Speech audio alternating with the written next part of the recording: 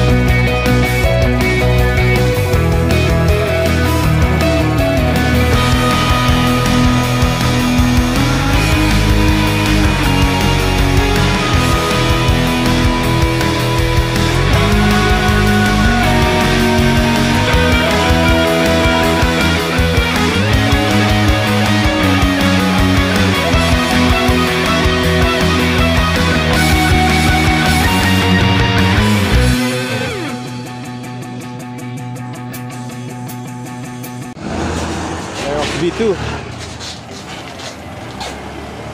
nakamamot na.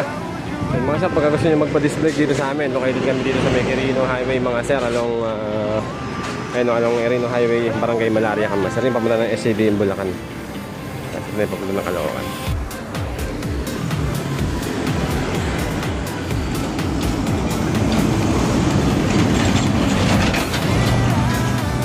Testing muna ni bossing para magamit kami ni bossing. Ito sa gilid-gilid lang.